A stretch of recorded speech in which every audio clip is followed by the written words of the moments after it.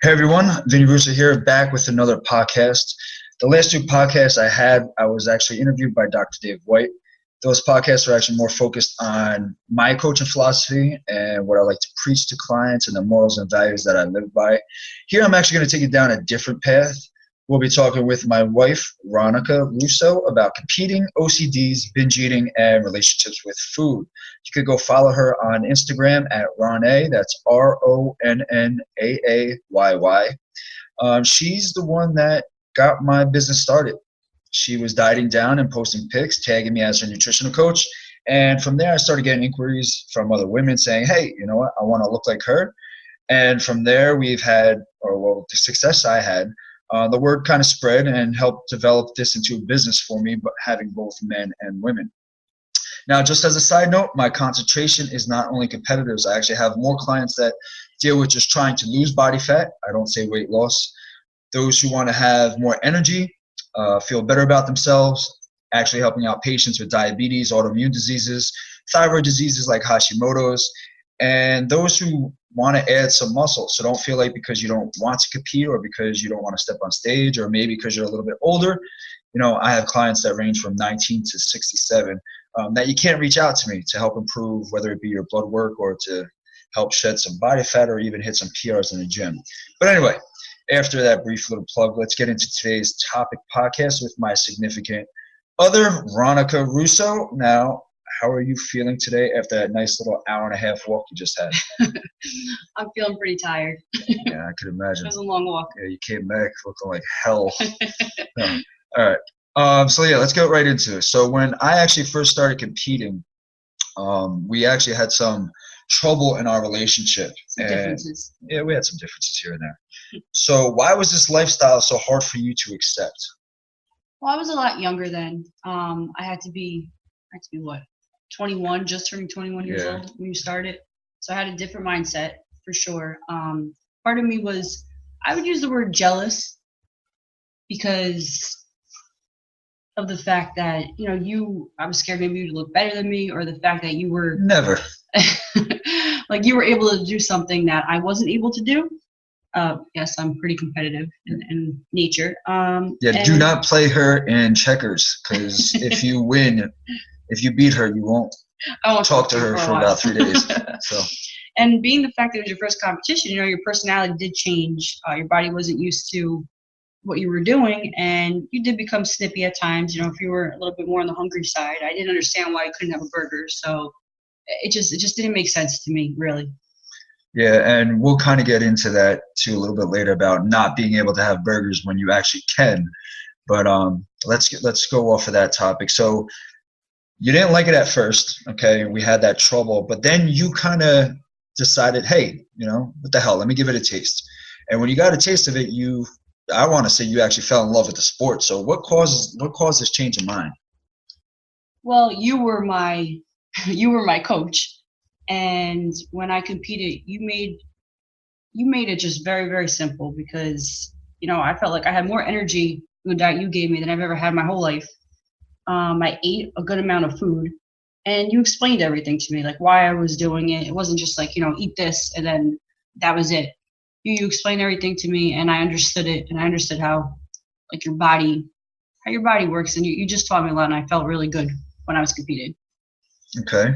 So, but what made you, like, when you started competing, you fell in love with the gym, you fell in love with weighing out your foods and stuff like that. So besides me doing that, what changed in your mindset? Well, I saw results too. I'm a very results-driven person, and results are contagious. And when you start to, you feel great, you look great, and you just love it. You enjoy it. Look good, feel good, play good, right? Absolutely. Wear those Under Armour bands around your forearms and shit. All right. So we both know both of us have some demons that we deal with. I know for me, I have OCD, whether it be with specific sayings that I need to say on a daily basis. If I spin around one way and I don't feel okay, I literally have to turn back around so I feel better. There used to be a time when I was younger where I couldn't even swallow looking at people. In terms of OCDs, what issues do you deal with or did you deal with in terms of OCDs? I wish I had those problems that you just said, because those were pretty easy compared to what I dealt with. I mean, I had OCD from a super young age. They even want to do a case study on me. That's how bad it was. I want to say 8 years old when I first realized that something was wrong with me. The feelings I had were not normal. I remember I was at the Little League field with my mom, and I was having such a bad day. I closed the door, and I realized I need to touch the door again. And she's like, all right, get in the car. Come on, let's go. And I just kept standing at the door like, I need to touch that door or something bad's going to happen. And this is just, this is all in your head. And from that day on, I said something to my mom that I don't feel right. And I went to a therapist for over 8 years. And yeah. Yeah, I mean, that sounds pretty serious. And I did not know that before we started dating, which might have been a good thing. I couldn't get out of the house. That's how bad it was. Yeah, really. And when you told me these stories as we were dating, I felt for you because I kind of knew what you were going through, but you were to the extreme, to the point to where, like you said, I mean, you went to therapy and they want to do case studies on you. But let's relate that to nutrition. Do you have any OCDs with dieting, or did you develop any through dieting? Explain your experiences with that. I think with dieting and OCD, it comes down to counting. I've always had issues with counting everything out. Everything had to be in 4s, 4 8s, in what would that be? Factors of I'm not. Fours? I'm also a psychology major, so not a math degree over here. I think that that the counting had a lot to do with it. I would count my meals. I still do. I still have OCD with it today. Count my caloric intake and obsess over, I need to eat 3 eggs. If not, something bad's going to happen. So I would say counting. Okay. Did anything kind of come off that counting? I think that, so I would count so much that, I deprive myself of certain foods. So I would label foods as good, label foods as bad. And then all of a sudden, like I found out I started binge eating. I didn't even really know what that was. All right, well, before you dive into binging, we're going to talk about that in a little bit. But just going off of the OCD aspect, I know for me, I have a pretty bad OCD with calculating numbers and having, kind of like you, you count things. You count in terms of seconds. I know I see you staring at the microwave, counting it down until the final countdown happens because you're hungry. No, but I have this thing where I got to calculate numbers and have this understanding of the caloric intake and the macros that I'm taking in per day. And I know it's not 100% accurate, but I'm all about consistency. And if I consistently stick to my plan, then I know that the manipulations that I make will actually work. But here's the thing. I love to do this. It makes me feel good about myself. It makes me feel better knowing these numbers. Is there anything that you do now to this nature that you could consider is actually good, like it's a good OCD, or you enjoy doing this OCD? Well, that is what we call sublimation in the psychology world.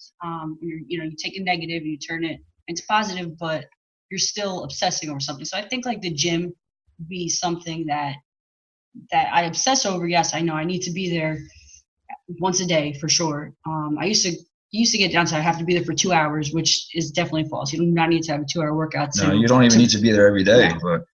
But baby steps. Yeah, exactly. So I think that, the gym would be like my sublimation. But when I was in a dark place, I felt like the gym, it wasn't a sublimation anymore. It became a job. It became, stressful that I had to get there, and it just wasn't fun anymore. So it turned back into negative, but today it's definitely positive again. Yeah, you're more lax or more lenient with your gym going now and with your food intake, and I could definitely see that the stress has kind of lifted off your shoulders, so to speak. Hashtag balance. Yes, good one. But briefly, before you mentioned binging out, so when it comes to binging, give me your darkest day, so to speak. So basically tell us when you actually hit rock bottom, like add that in. Because I remember some days, you would wake up, it would be a Saturday morning, you would walk to 7-Eleven, you would come back and you would have all these empty Raptors because half of the food was already eaten on the way back. And you would still have like this 6-pack of donuts, and you would just sit down and house. You wouldn't even look at me or talk to me. You would just house it, and then you would lay down and you would literally pass out from this self-induced sugar coma. And then you would wake up about an hour and a half later and you just go and do your leg workout, and you would go kill your legs. And that's when it was negative, the gym, because I felt like I had to go. I felt like I ate this oh, I ate this. I ate a lot, and I felt like I had to go to the gym, and that's when it was negative. So you mentioned the binging. So tell me about your binging experiences, and then talk about basically when you felt like you hit rock bottom. Well, I don't really know like a specific dark time because I really think I just repressed them. I really do, because it was pretty terrible. But I know that it started with, all right, so during the week I would keep it clean, meaning I wouldn't eat quote unquote bad foods. I would just stick to, my regimen, the protein, the intake I was supposed to be taking, the caloric intake for the week. And then I would get excited for my free day to eat whatever I wanted. And I know like the night before I would plan out, okay, this is what I'm going to eat. And then I couldn't wait. I mean, I would think about it for hours before I went to sleep. I'd wake up and I would go and do it. But then it got to the point where, all right, I want to eat whatever I want on the weekends. So I would start taking out food during the week and literally cut my caloric intake in half, barely have any fat. Yeah, because you felt like since you cut food out in the beginning of the week, you can make up for it on the weekend with the foods that you wanted to overindulge in. Exactly. So then I started to do that. And then again, plan out what I was going to eat on the weekends, couldn't wait. And then I just couldn't stop. Then I just would, wake up. I'd go to Dunkin' Donuts. I'd get an entire thing of munchkins. I couldn't even get back in the car. My mouth would actually start watering. I couldn't even get into the car without eating one. And I would eat them while I was, on the way home. And then sometimes I'd even drive back and get more before I even got home and do the same thing. And you couldn't stop. Like, you just keep eating. I would eat them so quick that's the fact where it was like, to the point where I was just like, oh, maybe if I eat it super quick, then it didn't count. Maybe that's what I was thinking. I don't even know. But I would feel sick after, I knew that the anxiety would come in, that I knew that this was not right. But I would do it still. Like, it's going to happen. You're going to feel like crap. We just keep doing it. Yeah, and it's funny because you mentioned before, like when you dieted with me, how you felt good, you had all this energy. I explained everything to you, and you still developed these binging. And the binging kind of came from you seeing it as like, look, because you still got results with these little binging episodes. Yeah. And it was kind of like you deprived yourself during the week, so you cut your caloric intake down.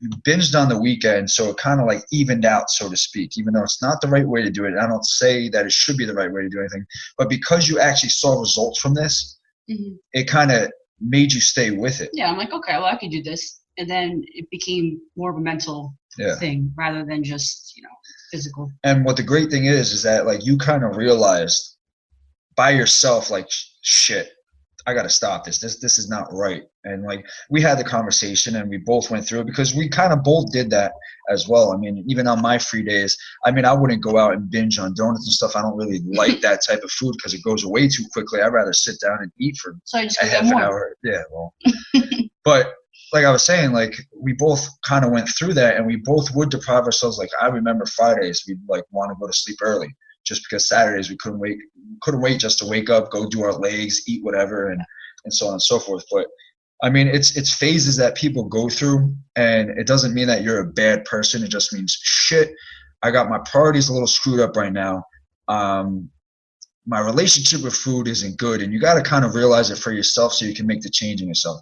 And if someone else says, hey, what you're doing might be wrong, it's not like you got to believe them, but listen to them and take it into consideration. Then maybe you can make the changes yourself, or you seek someone out like myself that might be able to help you in that area. Going off of what we were just talking about, I know I get some competitors that actually do come to me because their previous coaches, they never really helped them control themselves, and they would let these binges go out of hands, and the relationship with food was just ruined. And I know from my clients, what I really try to do is I try to educate them on how to live this healthy and fit lifestyle. It's not just a diet. Okay, there's diet phases, but it's all about living a healthy and fit lifestyle. And even with competitors, I make them agree to a year-long contract. So this could actually help me control them post-competition and guide them on how to get back into the non-prep lifestyle without damaging their body. Just to kind of wrap this up, is there any advice that you want to give, especially to the women out there? Because not that it happens more in women, but I've experienced it more with women going through this, that could actually help control their binges, or maybe just kind of keep a better relationship with food. Well, you just said better relationship. You can't label food as bad. I mean, there's no such thing as bad food. Yeah, I mean, it's good that you say that, because sure, there's certain foods that get metabolized differently or affect your hormones differently. But if you look at any carbohydrate, whether it be a donut or a sweet potato, it all gets broken down into glucose. Now, like I said, they're going to have different effects, whether it be on your blood sugar and your insulin spikes or whatever. But you can't label it good and bad. So that's a perfect piece of advice. And that's just right there. for your mental aspect. You can't label food as bad. And you know what? Like still from today, yeah, I have these feelings, these binge feelings. It's just you got to realize, or I'll eat something on the weekend. Like this weekend, I had donuts this weekend and a couple cannolis. I really like cannolis. But guess what? It's not ruined. Your diet's not, or your quote unquote diet. I know we don't like to say diet, but it's not ruined. Your nutrition plan. Yeah, it's your not nutrition ruined. plan's not ruined. Your life's not over. Yeah. But the next day, just realize it's a new day. There's always tomorrow. Get back into the swing of things. Don't let this binge continue, and don't make it into like a whole week binge. Just you did what you did, and now move on. Exactly, because the damage done in one day, you might have some damage, okay, but it's not going to be significant. If you carry that binge out into a week to 2 weeks, 3 weeks, that's when you start seeing the significant damage, and it becomes, where other people could see it on you as well. But then again, you really shouldn't worry about. Don't feel guilty. Think either. Fuck them. Whatever. I mean, you were saying this morning, you were like, "Damn, my face is swollen," but you also said something to me, which is perfect to end on. What would you say to me about? I used to get nervous and think, okay, I have to go to work Monday morning. I do pharmaceutical sales. You need to look pretty decent. I'll be honest with you. You have to look decent in my job. And I would be like, oh my God, I'm going to go into this doctor's office. He's going to see my face. It looks so fat. Guess what? He does not give a shit about me. Really, nobody cares about you that much to really think that your face gained a little weight. Yeah. Or your face is puffy. You're not that important. Yeah, just know this, that you know what, and if someone does look at you and say, hey, guess what, you look a little chubby today, who gives a shit?